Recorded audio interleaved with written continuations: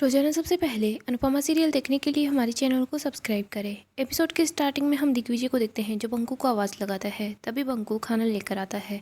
वो बताता है कि मैं झूठ बोल सकता हूँ लेकिन झूठ बोलूँगा नहीं, ये खाना है ना अनु दीदी ने बनाया है। दिग्विजय बोलता है ठीक है तू ही जाकर खाना खा ले, मुझे नहीं खाना। तभी यहाँ पर डॉक्टर आ जाता है। डॉक्टर बोल रहा होता है कि देख सभी यहाँ पर होती ना तो वो तुझे बहुत ज़्यादा डांट लगाती, तू खाने का अपमान जो कर रहा है।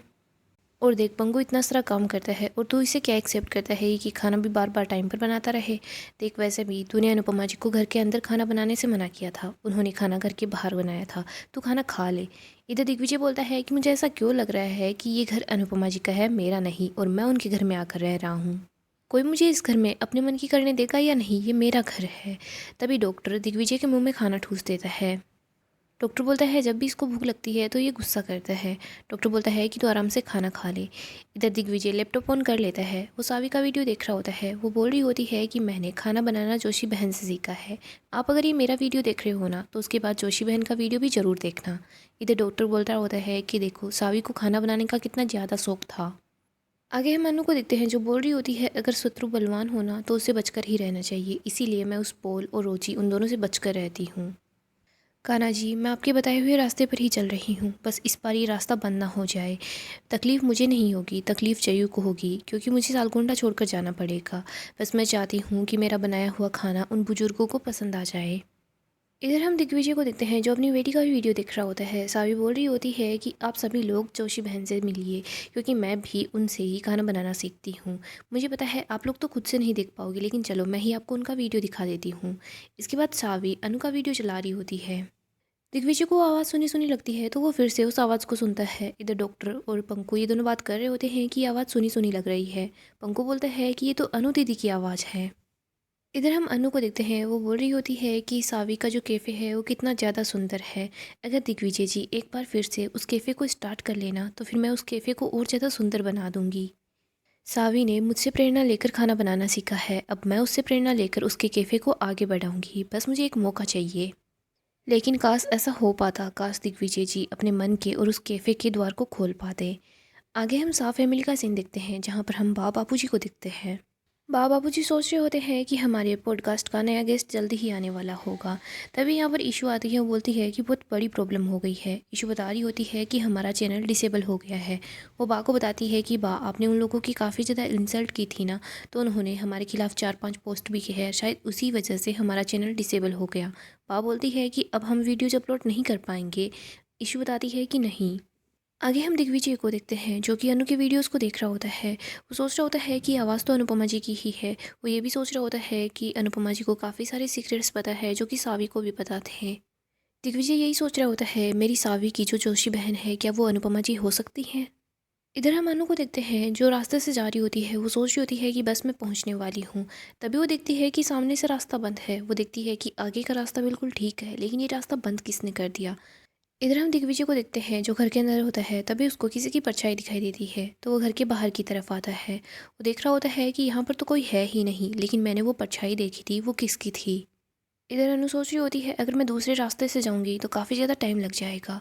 रास्ता भले ही बंद हो लेकिन साइकिल तो निकल ही जाएगी।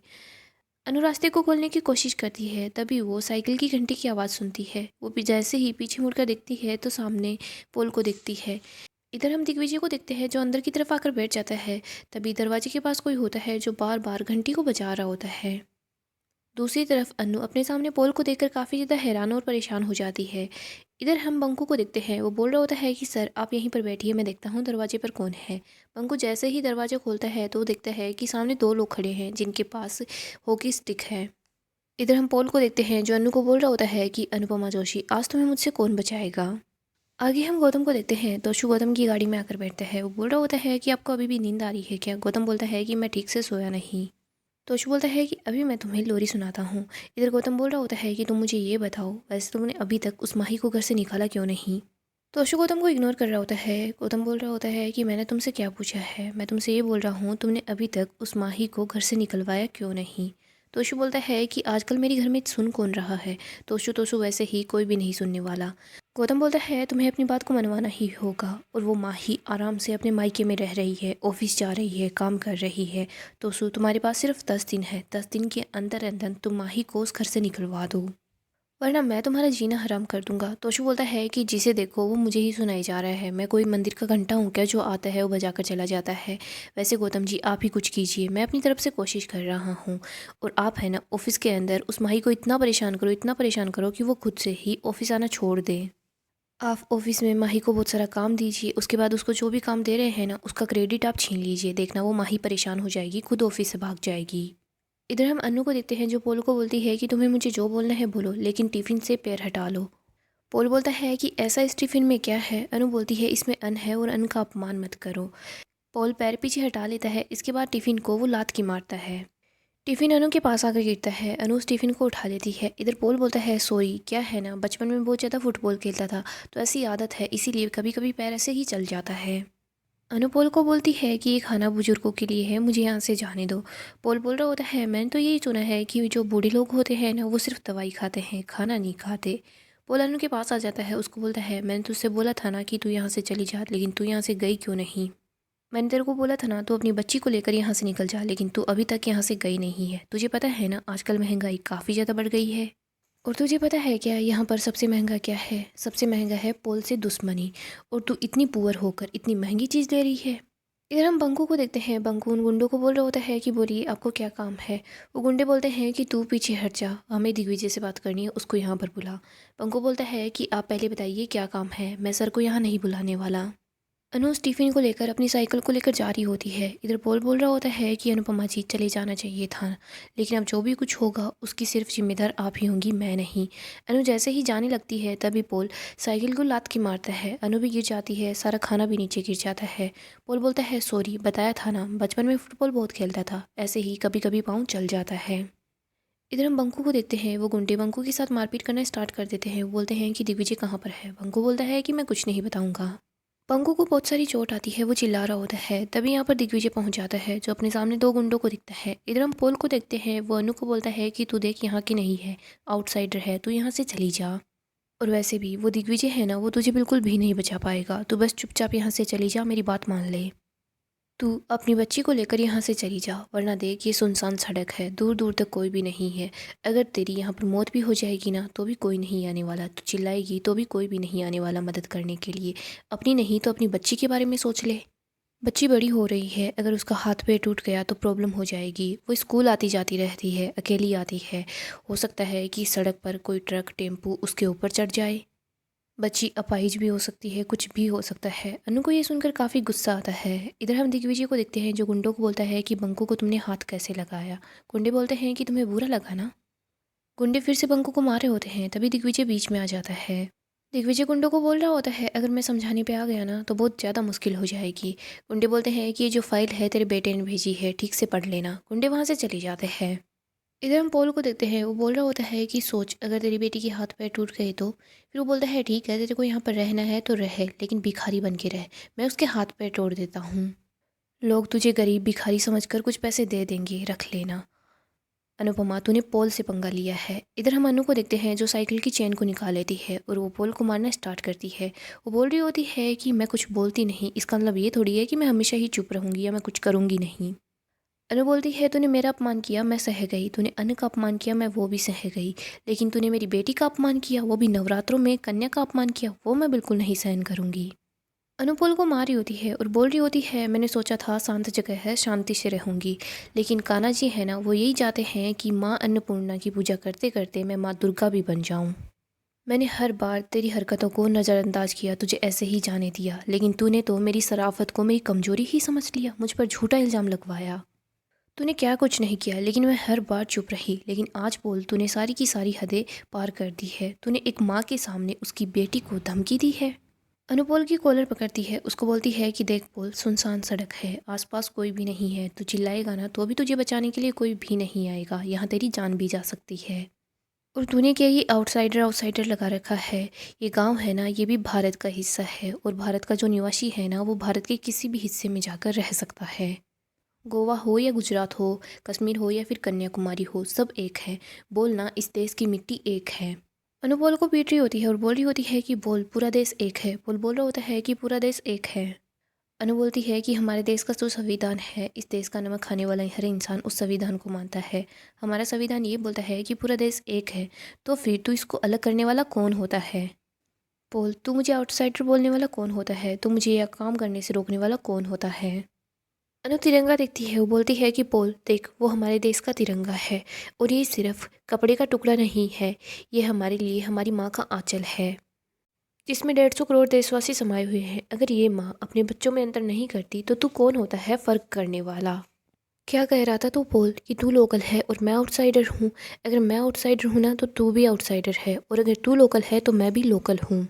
अनु बोलती है लोकल की परिभाषा को ही बढ़ाना होगा। इस देश में रहने वाला हर इंसान लोकल है।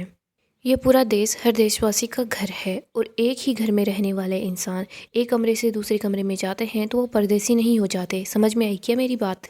अनु बोलती है वोकल फॉर लोकल सुना होगा। इसका मतलब ये नहीं होता है कि अपने घर अपनी गली मोहल्ले में आने से दूसरे लोगों को रोकना। इसका मतलब ये होता है कि अपने गली मोहल्ले का जो भी व्यापार होता है उसको पूरे देश में फैलाना। पोल हाथ जोड़ रहा होता है और बोल रहा होता है कि मुझे माफ़ कर दो। अनु बोलती है चल, सॉरी बोलना शुरू किया है तो मेरे साथ चल। अनु टिफ़िन बॉक्स के पास पोल को ले आती है और बोलती है कि जिसका अपमान किया है उन्हीं से माफ़ी मांग। ये अनाज को हाथ में उठा, माथे से लगा और सॉरी बोल। आसपास के लोग भी वहाँ पर आ जाते हैं। अनु बोल रही होती है कि मेरी एक बात को अच्छे से सुन ले, मैं यहाँ पर किसी का भी हक मारने के लिए नहीं आई हूँ। मैं यहाँ पर अपनी दोस्त की बच्ची का पालन पोषण करने के लिए आई हूँ। अनु बोलती है तूने सॉरी बोलना स्टार्ट कर ही दिया है तो सबसे पहले मेरी बेटी के लिए सॉरी बोल, जिसके बारे में तूने इतना बुरा भला बोला, उसके बारे में इतना बुरा भला सोचा। पोल हाथ जोड़ता है और बोलता है सॉरी। अनु बोलती है मुझ पर झूठा इल्ज़ाम लगाकर मुझे नौकरी से निकलवाने के लिए सॉरी बोल। पोल बोलता है सॉरी। अनु बोलती है कि मकान मालिक को बोलकर मुझसे छत छीनने के लिए सॉरी बोल। पोल बोल रहा होता है सॉरी। अनु बोलती है हर बार मेरे काम बीच में आने के लिए, मुझे हर काम से निकलवाने के लिए सॉरी बोल। पोल बोल रहा होता है सॉरी।